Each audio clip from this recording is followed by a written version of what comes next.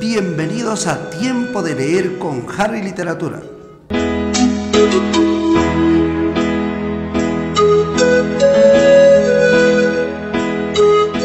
El Renacimiento. Bien, ahora nos toca hablar sobre este movimiento literario. En primer lugar, debo dar una idea general. Renacimiento podemos relacionarlo con la palabra renacer, volver a nacer, volver al inicio, volver a un principio de todo. Y si hablamos en cuestiones de literatura, en cuestiones de movimientos literarios, ¿cuál es el movimiento literario que inicia toda esta historia de la literatura? ¿Cuál es el primer movimiento literario? La respuesta es el clasicismo. Entonces, el renacer, el renacimiento, ¿qué significa? Volver al inicio. Entonces, este es un movimiento que vuelve a tomar los modelos del primer movimiento, o sea, los modelos del clasicismo. ¿Cuántas veces preguntaron? Movimiento literario que retoma los modelos clásicos. Estamos hablando del Renacimiento. Quien volvió al inicio, quien volvió al primer movimiento a tomar sus modelos, a tomar el estilo clásico, ¿cierto? A revalorar esa cultura, a revalorar ese movimiento literario.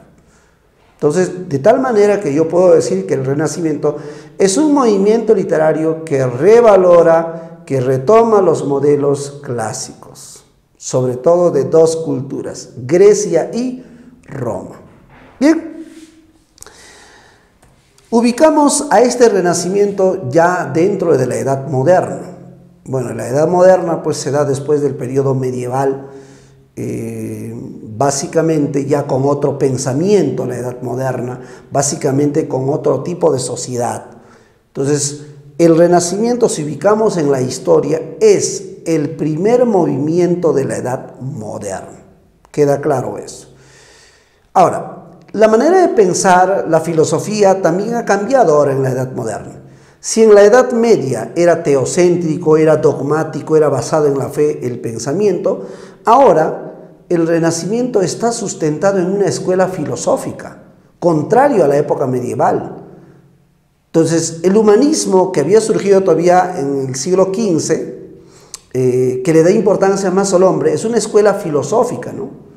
Entonces, pregunta de examen, escuela filosófica base del Renacimiento es el humanismo, por eso que ahora en el Renacimiento se le da mayor importancia al hombre, porque su filosofía base es el humanismo.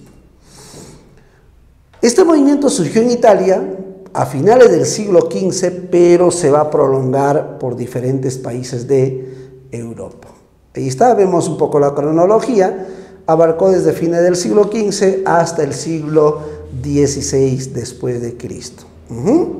Ya posteriormente, en el siglo XVII, se desarrollará otro movimiento literario, que es el barroco. Bien, veamos entonces ahora las características. Pero antes que nada, recordar lo que dije al principio. El Renacimiento es un movimiento artístico, cultural, de revaloración, que revalora la cultura. ¿Qué cultura dijimos? Clásica. Que revalora la cultura clásica. Sobre todo dos culturas, Grecia y Roma. Ahí está, revalora la cultura clásica, Grecia y Roma. Pregunta de examen, ¿es el movimiento literario que retoma los modelos clásicos? Renacimiento. ¿Es el movimiento artístico, cultural y literario que revalora la cultura greco-latina? Renacimiento. No nos olvidemos de eso. Siguiente, racionalismo. En esta literatura del Renacimiento predominó la razón. Ajá. Y como la filosofía base es el humanismo, ahora todo estaba centrado en el hombre. Por eso se dice antropocentrismo.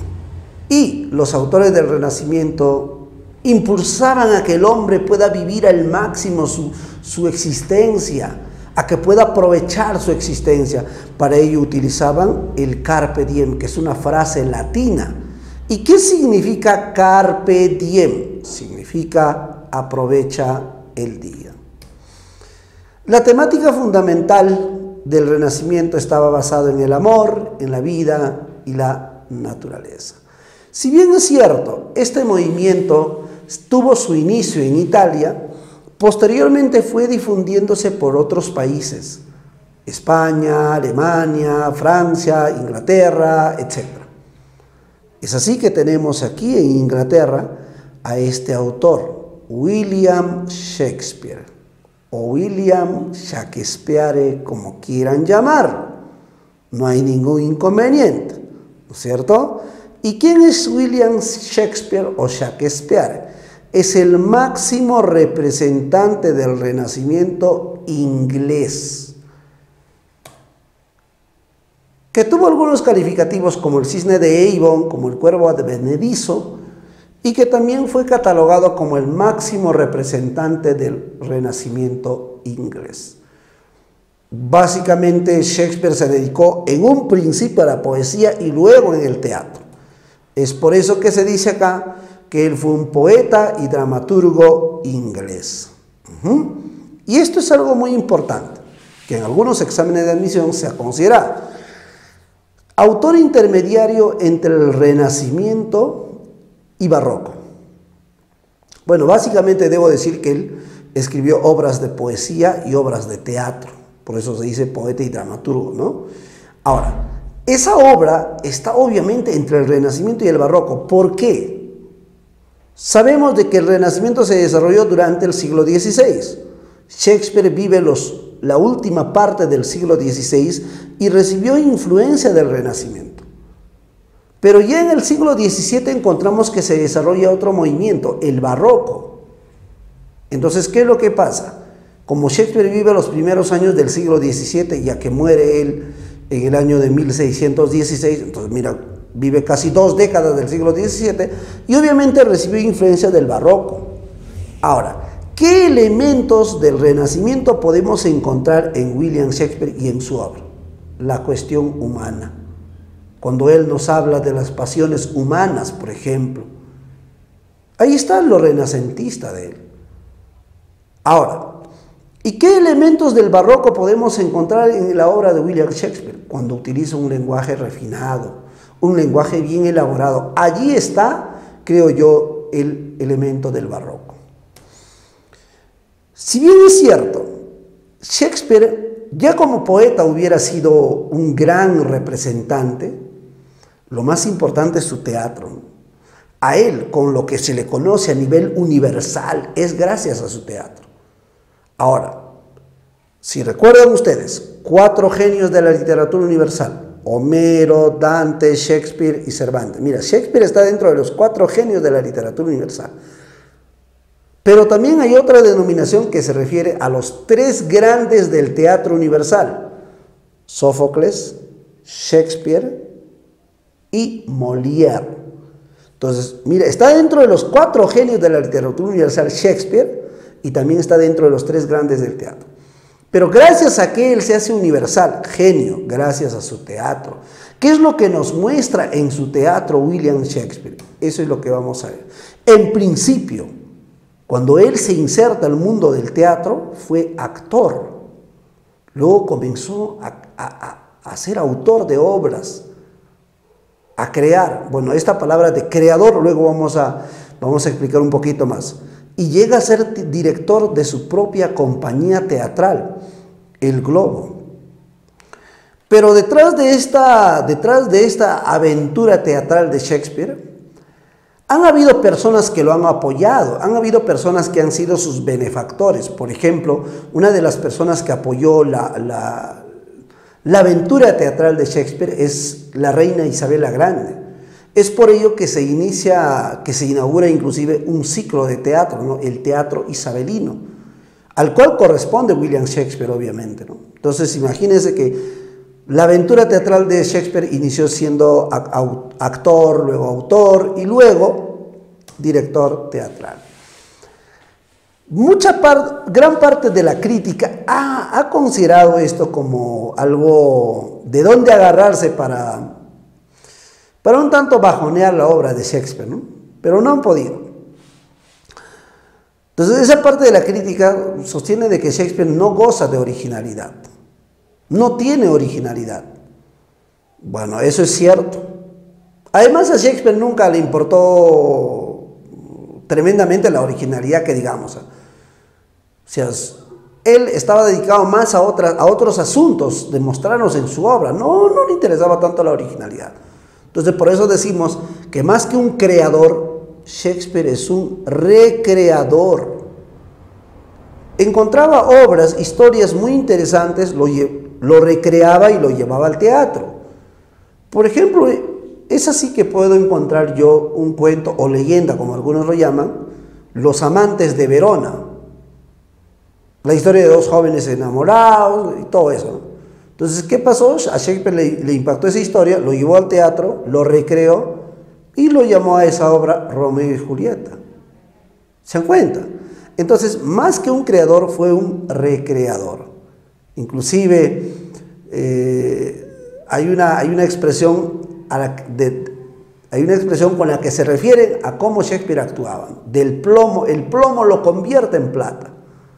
¿No es cierto? Entonces, de obras poco conocidas, de autores casi inéditos que pasaban desapercibidos, Shakespeare tomaba sus historias, sus obras, las recreaba y las hacía universales. Las obras de Shakespeare son universales, Romeo y Julieta, Hamlet, Macbeth, etc. ¿no? Son obras de carácter universal. Él los ha convertido a partir de recrearlas. Y uno de los puntos importantes, y creo que aquí radica la genialidad de Shakespeare, aquí radica el gran genio de Shakespeare, en habernos retratado las pasiones humanas. A través de sus obras se retrata las pasiones humanas. Un personaje puede representar o simbolizar la ambición. Una obra puede representar la duda, la venganza. ¿Se dan cuenta? De tal manera que él nos está retratando las pasiones humanas. A esto mismo se le llama de cómo retrata la personalidad humana, de cómo crea arquetipos. Arquetipo de la duda, Hamlet, ¿ves? O sea, es el modelo de la duda.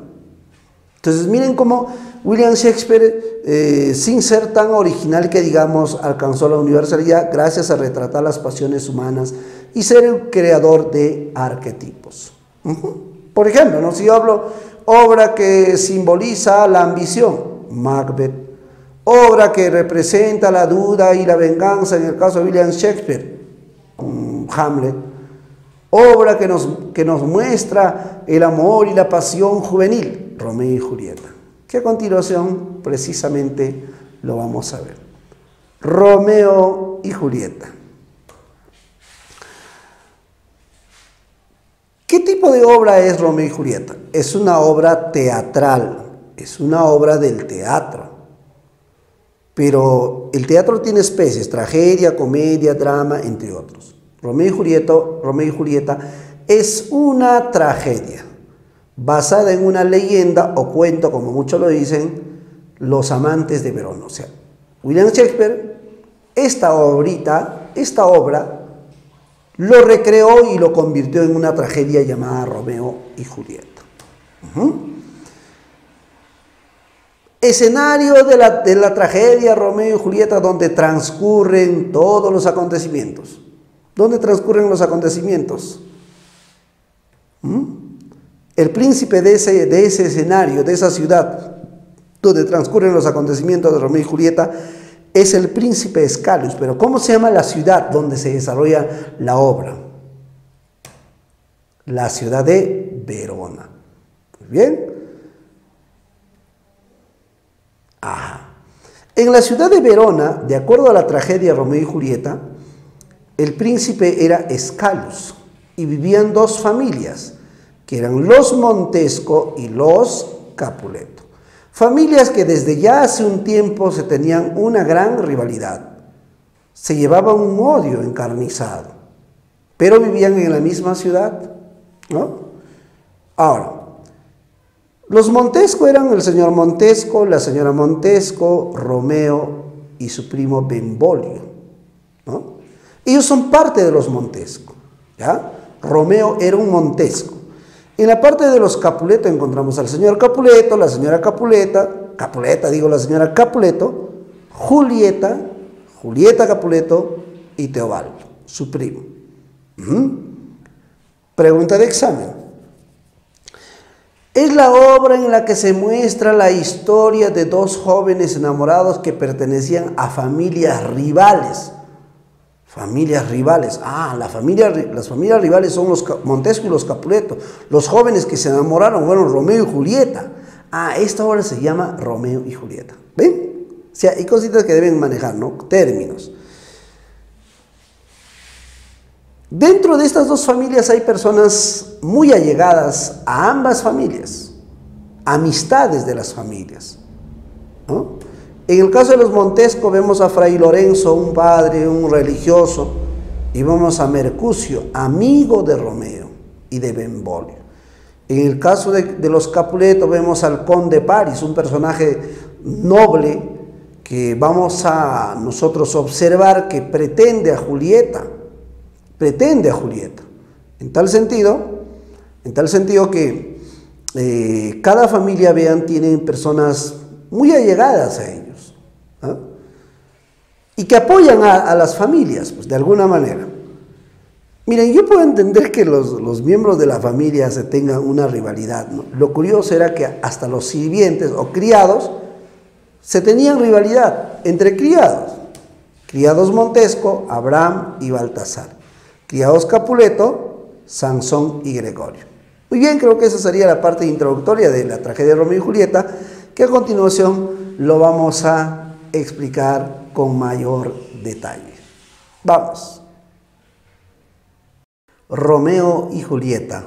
Muy bien, tal como habíamos ido explicando, la tragedia de Romeo y Julieta tiene como escenario la ciudad de Verona, donde precisamente encontramos a dos familias con muchísima rivalidad, los Capuleto y los Montesco, ¿no es cierto? Habíamos presentado también a los personajes. Bueno, ahora vamos a ver los acontecimientos. Bien, esta tragedia, en primer lugar nos presenta a dos familias, los Montesco y los Capuleto, quienes ya desde hace algún tiempo vivían pues un odio, una rivalidad, ¿cierto? Entonces cuando inicia a desarrollarse la tragedia, precisamente se da con una pelea iniciada por los criados, ¿no? Por eso ahí dice, ¿no? En la plaza de Verona se desata una pelea iniciada por los criados de los Capuleto y Montesco, pero se interrumpe con la presencia del príncipe Escalus, que era el príncipe de Verona. Así pues, en la plaza de Verona se encontraban los criados Capuleto, quienes al ver llegar a los criados Montesco se burlaron de ellos. A su vez, los criados Montesco entendieron de esa manera y bueno, se dio inicio a una pelea. No solamente se involucraron los criados, sino otras personas. Llegaron Benvolio, que es un miembro de los Montesco, llegó Teobaldo, que es miembro de los Capuleto, y esta pelea creció tremendamente en magnitud. Sin embargo, todo esto se interrumpe con la llegada del príncipe Escalus.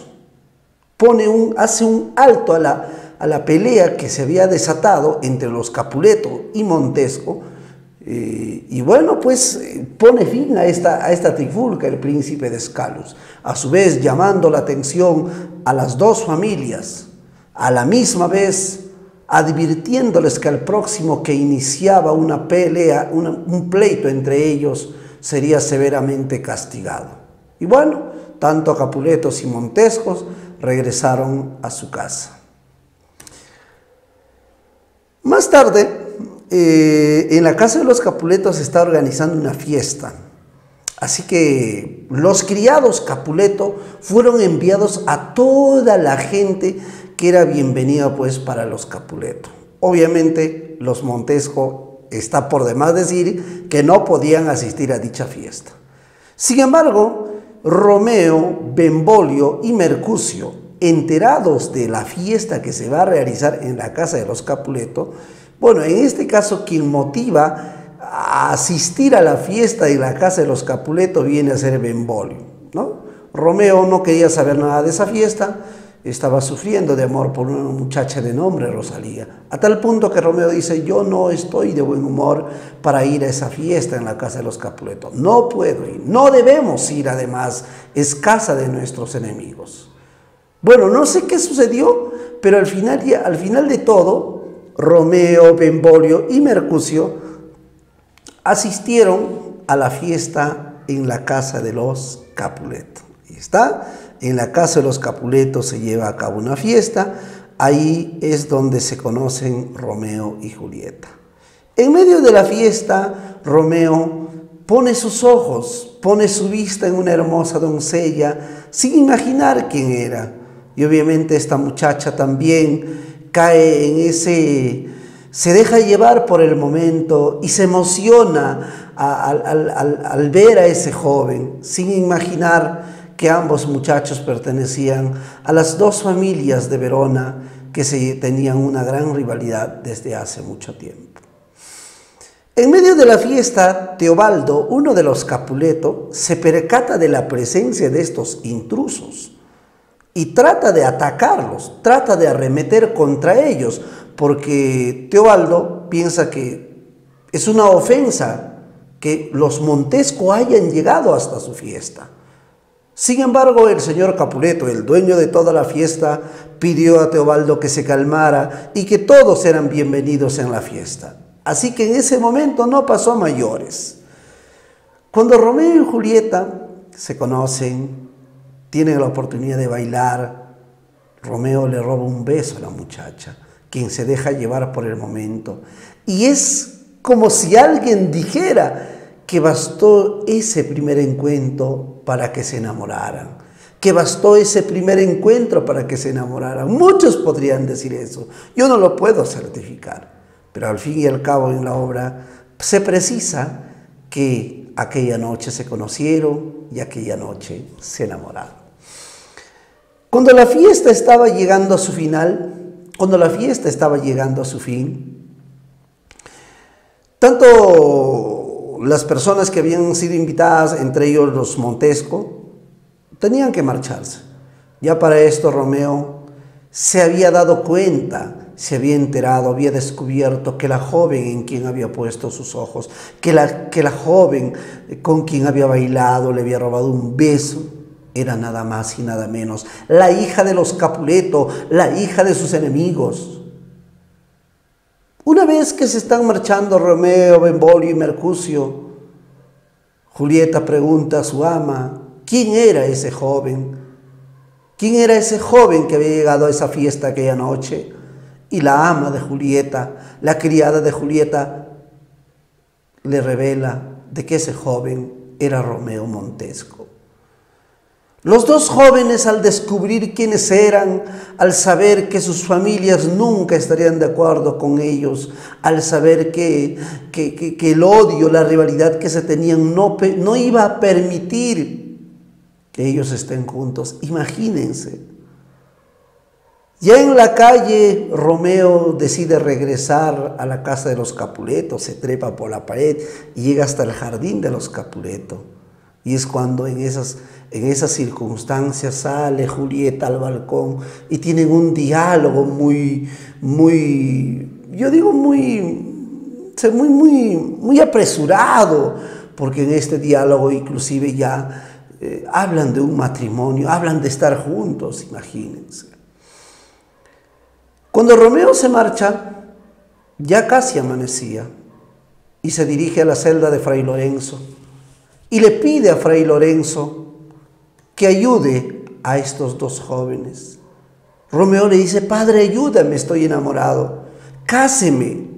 Bueno, en un principio Fray Lorenzo piensa que Romeo está enamorado de Rosalía, de una muchacha de quien ya habíamos hablado hace un momento, ¿no? Sin embargo, el amor que él profesaba ahora, el amor que según Romeo sentía, era por Julieta. Bueno, Fray Lorenzo inclusive se lleva una gran sorpresa y no sabe si va a apoyar o no a Romeo en ese matrimonio, en esa locura, digamos. Al final de todo, Fray Lorenzo acepta ayudar a Romeo, pero Fray Lorenzo tiene la idea de que con ese matrimonio tal vez el odio entre las familias termine, y es por eso que decide ayudarlos y los va a casar en secreto pronto. Más tarde, efectivamente, Romeo y Julieta se casan en secreto gracias a la ayuda de Fray Lorenzo.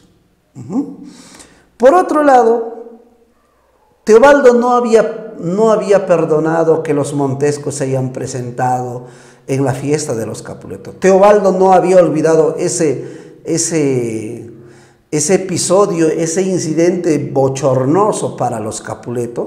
No había olvidado, incluso lo había tomado como ofensa. Y Teobaldo salió a buscar a Romeo para enfrentarlo. En las calles Teobaldo se encontró con Bembolio y con Mercucio, quienes no tenían noticias sobre el paradero de Romeo. Y eso es lo que le dijeron a Teobaldo, quien insistentemente les preguntaba. Ya Romeo, después de haberse casado con Julieta, precisamente aparece por esos lares. Y Teobaldo le reta un duelo. Teobaldo le increpa y le dice: pelea, pelea, Montesco, pelea. Pero Romeo no tiene la menor intención de pelear con un Capuleto, mucho menos ahora que se ha casado con Julieta. Entonces Romeo le dice a Teobaldo: Teobaldo, yo no voy a pelear. Tú eres un Capuleto, yo amo a los Capuletos. Ustedes entenderán por qué dice eso. Pero como Teobaldo era el que tanto insistía en la pelea, Mercucio decidió pelear, decidió enfrentar a Teobaldo. Y en este enfrentamiento, Teobaldo hiere mortalmente a Mercucio, quien posteriormente muere, al cabo de un rato nada más muere. Y es cuando Romeo decide buscar venganza por la muerte de su amigo Mercucio y atacará a Romeo y lo mata. Entonces tenemos aquí un episodio muy lamentable. Teobaldo mata a Mercucio y Romeo mata a Teobaldo. La gente en las calles maldiciendo a los Capuleto, maldiciendo a los Montesco. El odio de estas dos familias estaba dejando en esta ocasión 2 muertos. Cuando llegó el príncipe de Verona y se dio cuenta de todo lo ocurrido, decretó destierro para Romeo, quien tuvo que irse hacia Mantua, quien tuvo que ir en su destierro hacia Mantua. Por otro lado, la familia de Julieta cree, sobre todo el padre, cree que ha llegado el momento que Julieta debe casarse con el conde Paris. Pero Julieta trata de explicarle a su papá que no puede casarse, pero su padre no le da la mínima oportunidad de escucharla. Julieta quería explicarle que ella no podía casarse con el conde Paris porque ya se había casado, ya estaba casada con Romeo y además no amaba al conde Paris. Entonces, ante la insistencia ante el matrimonio inevitable de Julieta con el conde Paris, Fray Lorenzo tiene un plan. A Julieta le dice: tómate este catapléjico, un narcótico, la noche antes de tu matrimonio, y al día siguiente no despertarás y todos creerán que estás muerta. Celebrarán un funeral, pero nosotros que sabemos esto del plan, cuando todo esto haya terminado, despertarás y Romeo estará junto a ti y serás feliz con él. Julieta acepta el plan. Acepta el plan. La noche antes de su matrimonio se toma el catapléjico. Al día siguiente todo estaba listo para el matrimonio, las mesas, las flores, manteles limpios, pero no aparecía la novia. Grande fue la sorpresa cuando todos se enteraron de que Julieta estaba muerta, de que Julieta había muerto. Pero tú sabes, Julieta no estaba muerta. Para esto, Fray Lorenzo mandó un emisario hacia Mantua para que comunique del plan a Romeo. Pero este enviado nunca llegó a darle la noticia a Romeo, y él no supo nada del plan. Pero de algo sí se enteró Romeo. Romeo se enteró de que Julieta había muerto. Claro, él no sabía nada del plan. Entonces decide regresar a Verona para despedirse de su amada. En el trayecto se compra un poderoso veneno y llegando a Verona, va a la cripta de los Capuleto, encuentra al conde Paris, con quien se bate en un duelo y lo derrota. Y luego está a los pies de su amada que yace muerta, entre comillas. Romeo tomándose el poderoso veneno, acaba con su vida. Al rato nada más, Julieta despierta, porque todo esto era parte de un plan. Y lamentablemente Julieta se percata de que Romeo había muerto. Entonces, ante esa terrible realidad, Julieta, ¿qué decisión toma? Coge la daga de Romeo y se mata. Miren qué terminó el odio de las dos familias. Quienes pronto llegaron, Capuletos y Montesco, llegaron hasta allí y encontraron a los dos jóvenes muertos. Sus hijos habían pagado con sus vidas el precio del odio y la rivalidad de estas dos familias. Sin embargo, en señal de ponerle fin al odio entre estas dos familias, tanto Capuleto y Montesco decidieron levantar monumentos. Montesco levantar un monumento de la bella Julieta y Capuleto levantar un monumento del joven Romeo. Y de esta manera podríamos decir que el odio entre las dos familias había llegado a su fin. ¿Pero a qué precio? Al precio de la muerte de sus hijos.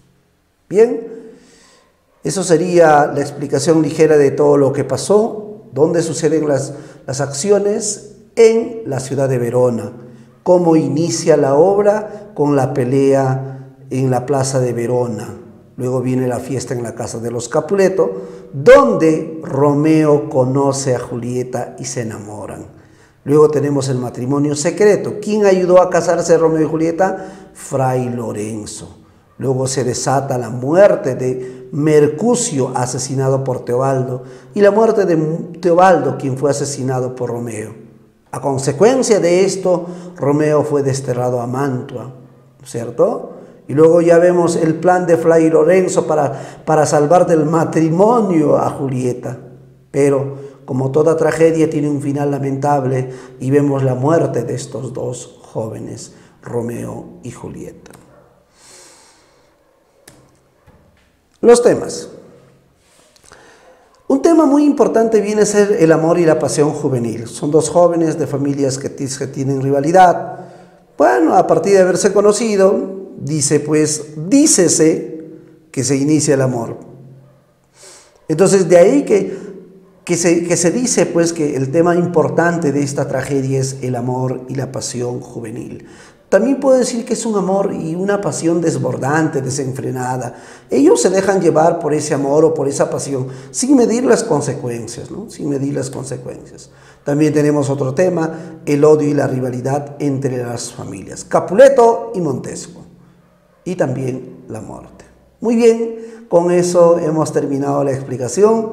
Nos vemos en la próxima.